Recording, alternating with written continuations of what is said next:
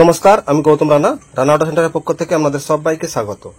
তো আজকে আমার কাছে এসেছে টিভিএস এক্সেল 100 BS6। তা এই গাড়িতে একটা সমস্যা আছে, সেটা হচ্ছে যে আমাদের এই যে ব্যাকলাইট আছে, ব্যাকলাইট জ্বলছে না।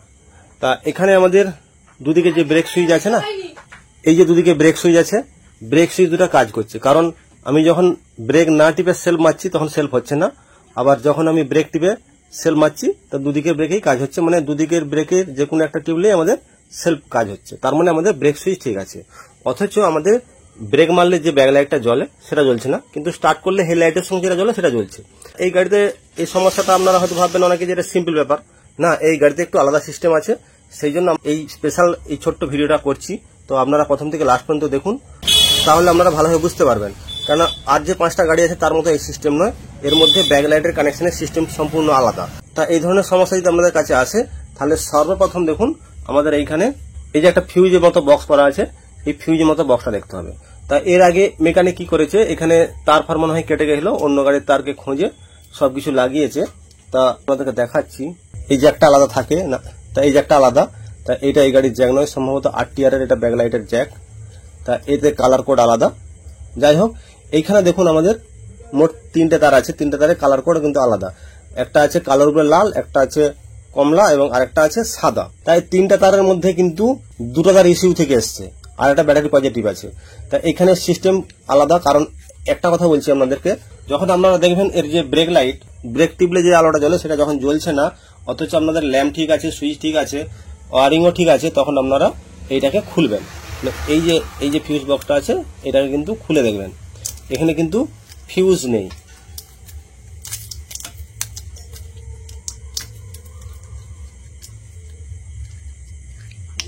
এখানে ফিউজ নেই, এখানে একটা ডায়োড লাগানো আছে, এটা ভালো করে দেখুন।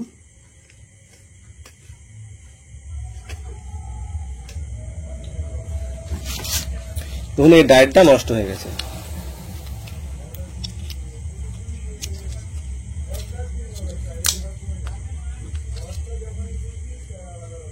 যে এখানে এই ডায়োডটা ছিল, ডায়োডটা কিন্তু নষ্ট হয়ে গেছে।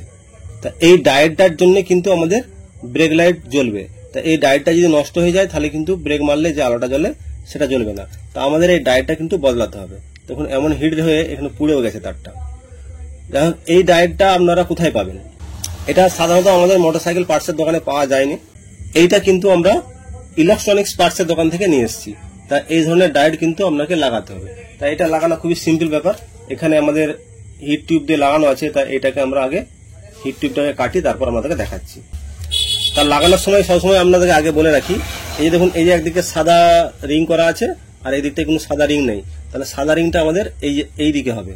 দেখুন এই যে এরও দেখুন সাদা রিংটা, এই যে ভাঙা অংশ যেটা আছে, এই যে দেখুন এই যে সাদা রিংটা এইদিকে লাগানো আছে।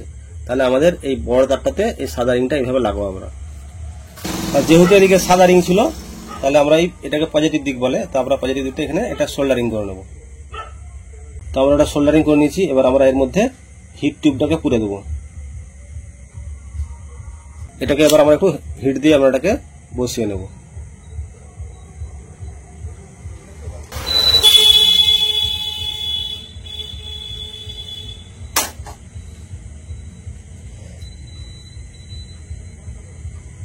তা এখানে আমাদের ডায়োড লাগানো কমপ্লিট। তা এটা আমরা এখন ফিউজ বক্সের মধ্যে ভরে দেবো।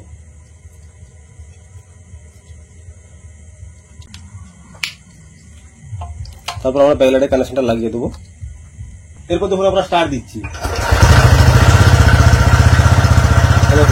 ব্রেক মারছে, এটা চালু হচ্ছে।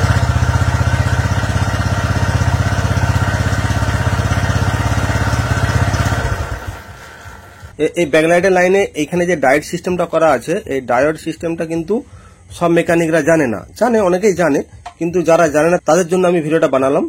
আর এর যে ওয়ারিং সিস্টেমটা দেখুন, আমি দেখাচ্ছি আপনাকে স্ক্রিনে, যদি বুঝতে পারেন এই যে ওয়ারিং সিস্টেমটা কিন্তু না দেখলে আপনি কিন্তু সহজে বুঝতেই পারবেন না। এই দেখুন এই যে কালোর উপরে লাল রঙের যে তারটা আছে না, এই তারটা কিন্তু সোজা ইস্যু থেকে আসছে, আর এই তারটাই কিন্তু আমাদের এই যে কাবলারের মধ্যে আছে দেখুন।